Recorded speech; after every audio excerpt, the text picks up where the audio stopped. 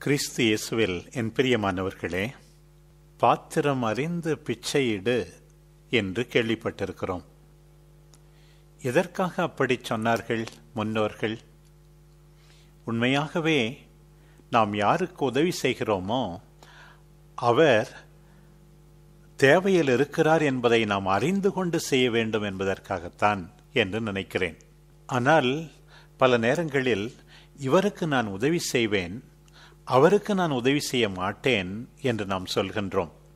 இரண்டு பேருமே ஒரே தேவையில் இருந்தாலும் இனத்தை தாண்டி, மொழியை தாண்டி, மதத்தை தாண்டி தேவையில் இருக்கின்ற ஒவ்வொருவருக்கும் நீ அயலானாக இருக்க வேண்டும் என்பதற்காகத்தான் ஆண்டவர் இன்றைய நற்செய்தி வழியாக நமக்கு எடுத்து காட்டுகிறார். நம்மிடம் ஒரு மனமாற்றம் இன்றைக்கு நிகழ வேண்டும். யாராயிருந்தாலும் பரவாயில்லை, மற்றோரின் அழுகுரல் நம் காதில் ஒலிக்க வேண்டும். மற்றவர்களின் கண்ணீரை நாம் காண வேண்டும். மனமிறங்க வேண்டும். மனமிறங்கி ஏதாவது செய்ய வேண்டும். ஆண்டவர் சொன்ன இந்த ஓமை கதையை பாருங்கள். எருசலேமிலிருந்து எரிகோவுக்கு போகும்போது கள்வர் கையில் ஒருவர் அகப்பட்டார். அவர் எந்த மதத்தை சார்ந்தவர் என்று அங்கே குறிப்பிடப்படவில்லை, எந்த இனத்தை சார்ந்தவர் என்று அங்கே குறிப்பிடப்படவில்லை. ஒருவர் கள்வர் கையில் அகப்பட்டார். அவருடைய ஆடைகளை அவர்கள் உரிந்து கொண்டு அவரை அடித்து குற்றுயிராக விட்டு போனார்கள். எவ்வளவு பரிதாபமான ஒரு சூழ்நிலை! யாராவது உதவி செய்ய மாட்டார்களா என்று அவர் அலறியிருப்பார். உதவி, உதவி, ஆபத்து, ஆபத்து, ஐயோ உயிர் போகிறதே என்றெல்லாம் அவர் கதறி இருந்திருக்கக்கூடும். அந்த நேரத்தில்தான் இரண்டு பேர் அந்த வழியாக போகிறார்கள். முதலில் ஒரு குரு, அதை அடுத்து ஒரு லேவியர். அவர்கள் என்ன செய்கிறார்கள்? அவரை பார்த்துவிட்டு அவரை கண்டதும் மறுபக்கமாக விலகிச் செல்கிறார்கள். எத்தனையோ சாக்கு போக்கு அவர்கள் சொல்லி இருக்கலாம். இவனை அடித்து போட்டவர்கள் பக்கத்தில் இருப்பார்கள், எனக்கும் அதே கதிதான் என்று நினைத்திருக்கலாம். அங்கே கிடக்கின்ற இவன் ஏதோ பாசாங்கு செய்கிறானோ, என்னை அடித்து விடுவானோ என்று நினைத்திருக்கலாம். அல்லது நான் சென்று அவனுக்கு உதவி செய்தால் தீட்டாகிவிடுமே, நான் ஆலயத்திற்கு செல்ல முடியாதே என்று நினைத்திருக்கலாம். எதற்கு வீண் வம்பு? அங்கே ஒருவர் எனக்காக காத்து கொண்டிருக்கிறாரே, அவரை நான் உரிய நேரத்தில் சந்திக்க வேண்டுமே என்று நினைத்திருக்கலாம். எது எப்படியோ அவர்கள் செய்தது என்ன? அவரை கண்டதும் மறுபக்கமாக விலகிச் சென்றார்கள். ஆனால் அவ்வழியே பயணம் செய்து கொண்டிருந்த சமாரியர் செய்ததை பாருங்கள். அவரை கண்டபோது அவர் மீது பரிவு கொண்டார், அவரை அணுகி வந்தார், காயங்களில் திராட்சை மதுவும் எண்ணெயும் வார்த்தார், அவற்றை கட்டினார், தாம் பயணம் செய்த விலங்கின் மீது அவரை ஏற்றினார், ஒரு சாவடிக்கு கொண்டு போனார், அவரை கவனித்து கொண்டார். அவருடைய வீட்டினருக்கு சொல்ல அவருக்கு வழி இருந்திருக்காது. இந்த காலத்தில் செல்போன் இருக்கிறது, உடனே நான் இன்றைக்கு வர முடியாது என்று சொல்லியிருக்கலாம்.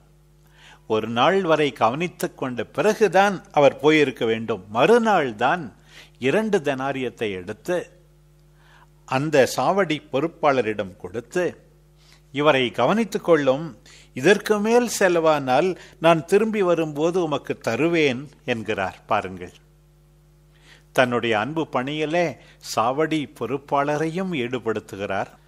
தான் செய்தது போதும் என்று அவரை மறந்து விடாமல் இன்னும் செலவானாலும் தான் அதை ஏற்றுக்கொள்வதாக வாக்களிக்கிறார். எப்படி ஒரு வித்தியாசமான மனிதர்! இப்படிப்பட்ட மனிதர்கள்தான் இன்றைக்கு தேவைப்படுகிறார்கள். நான் அடிக்கடி சொல்வதுண்டு, real love can not be in the clutches of clock and calendar என்று. உண்மையான அன்பு கடிகாரம், நாட்காட்டி இவற்றின் கோர பிடிகளில் சிக்கி தவிப்பதில்லை. He was ready to be disturbed. தொந்தரவு செய்யப்பட அவர் தயாராயிருந்தார். அன்பை வாழ்ந்து காட்டினார். ஆண்டவர் இப்படி அற்புதமான விதத்தில் அவர் நடந்து கொண்டதை எடுத்து சொல்லி அந்த திருச்சட்ட அறிஞரிடம் கேட்கிறார். கள்வர் கையில் அகப்பட்டவருக்கு இம்மூவருள் எவர் அடுத்திருப்பவர் என உமக்கு தோன்றுகிறது? அந்த திருச்சட்ட அறிஞர் கேட்டார், என் அயலார் யார், எனக்கு அடுத்திருப்பவர் யார் என்று கேட்டார். ஆனால் ஆண்டவர் அந்த கேள்வியை மாற்றி, நீ யாருக்கு அடுத்திருப்பவராயிருக்க முடியும், நீ யாருக்கு அயலாராயிருக்க முடியும் என்று அவரை கேட்கிறார். அவர் சமாரியர் என்று கூட சொல்ல மனம் வராமல், அவருக்கு இரக்கம் காட்டியவரே என்று பதில் கூறுகிறார். நீரும் போய் அப்படியே செய்யும் என்று ஆண்டவர் கட்டளை கொடுக்கிறார். பிரியமானவர்களே, இந்த நல்ல சமாரியரை போல வாழத்தான் நாம் எல்லாரும் இன்றைக்கு அழைக்கப்படுகிறோம். தேவையில் இருக்கின்ற ஒவ்வொருவரும், இளையோர் சிறியோர், ஆண்கள் பெண்கள், ஏழைகள் பணக்காரர்கள், நம்மொழியை சார்ந்தவர்கள் பிற மொழியை சார்ந்தவர்கள், இனத்திலே வேறுபட்டவர்கள், எல்லா மனிதரும் தேவையில் இருக்கும்போது, கண்ணீர் வடிக்கும்போது, அவர்களுடைய துன்பத்தை கண்டு நாம் சும்மா இருந்தால் நாம் ஆண்டவருடைய சீடராக இருக்க முடியாது. அவருடைய போதனையின்படி வாழ்பவர்கள் அல்ல என்பதை இன்றைக்கு உணர்ந்து கொள்ள வேண்டும். இதையே தானே மத்தேயு 25ஆம் அதிகாரத்தில் இறுதி தீர்ப்பினோடே நாம் வாசிக்கின்றோம். நான் பசியாயிருந்தேன், நீங்கள் உண்ண கொடுத்தீர்கள், தாகமாயிருந்தேன், குடிக்க கொடுத்தீர்கள், நோயுற்றிருந்தேன், சிறையில் இருந்தேன், என்னை பார்க்க வந்தீர்கள், ஆடையின்றி இருந்தேன், என்னை உடுத்தினீர்கள். பாருங்கள், சின்னஞ்சிறிய சகோதர சகோதரிகளுக்கு தேவையில் இருக்கின்ற, துன்பத்தில் இருக்கின்ற, வேதனையில் வாடுகின்ற நம்முடைய சகோதர சகோதரிகளுக்கு நாம் ஏதாவது செய்யும் போதெல்லாம் ஆண்டவருக்குத்தான் செய்கிறோம்.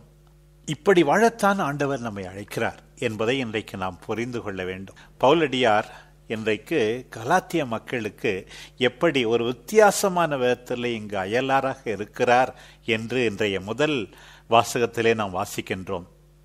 வழக்கமாக பவுல் எழுதும்போது ஒரு பெரிய நன்றி கீதம் பாடித்தான், மக்களுக்காக இறைவனுக்கு நன்றி கோரித்தான் அதிகமாக தன்னுடைய கடிதங்களை தொடங்குவார். ஆனால் இங்கே எடுத்தவுடனே பவுல் அந்த மக்களை திட்ட ஆரம்பிக்கிறார். 4ஆம் அதிகாரத்தில் எப்படி அவர் அவர்களுக்கு தந்தையாகவும் தாயாகவும் இருக்கிறார் என்பதை குறிப்பிடுகிறார். தந்தையாகவும் தாயாகவும் இருக்கிற பவுல் அந்த பிள்ளைகள் கெட்டு போகும்போது உண்மையான நற்செய்தியை விட்டு வேறு ஒரு நற்செய்தியை பின்பற்றும் போது மனம் நொந்து போகிறார். இவ்வளவு விரைவாக நீங்கள் வேறு ஒரு நற்செய்தியை நம்புகிறீர்களே, இது எனக்கு ஆச்சரியமாக இருக்கின்றது என்று சொல்லி அவர்களை சாடுகின்றார். ஒரே ஒரு நற்செய்தி தான் உண்டு, அந்த நற்செய்தியை தவிர வேறு ஒரு நற்செய்தியை நானே திரும்பி போதித்தாலும், விண்ணிலிருந்து வந்த தூதர் போதித்தாலும் அவர்களுக்கு நிகழப்போவது என்ன? அவர்கள் சபிக்கப்பட வேண்டும் என்று பவுல் சொல்லுகிறார். இயேசு கிறிஸ்துவின் வெளிப்பாட்டின் வாயிலாக அந்த நற்செய்திக்காகவே நான் ஆண்டவருடைய அடிமையாயிருக்கிறேன் என்று சொல்லுகிறார். மனிதர் தரும் மதிப்பு எனக்கு தேவையில்லை, அவரையே நான் பற்றி கொண்டிருக்கிறேன்.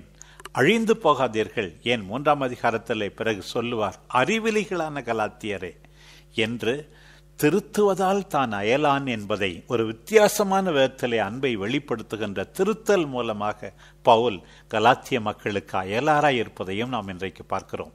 பிரியமானவர்களே, தேவையில் இருக்கின்ற நம் சகோதர சகோதரிகளை கண்டு விலகிச் செல்லாமல் இருப்போம். பரிவு கொண்டு நம்மால் ஆனதை செய்வோம். பரிவு கொண்டு தவறு செய்கின்றவர்களை திருத்துவோம். சென்ற இடமெல்லாம் நல்லதே செய்து கொண்டிருந்த நம் ஆண்டவர் இயேசுவை பின்பற்றுவோம். நற்செய்திக்காக ஆண்டவருடைய அடிமைகளாக ஒவ்வொரு நாளும் நல்லது செய்து வாழ்வோம். ஆமேன்.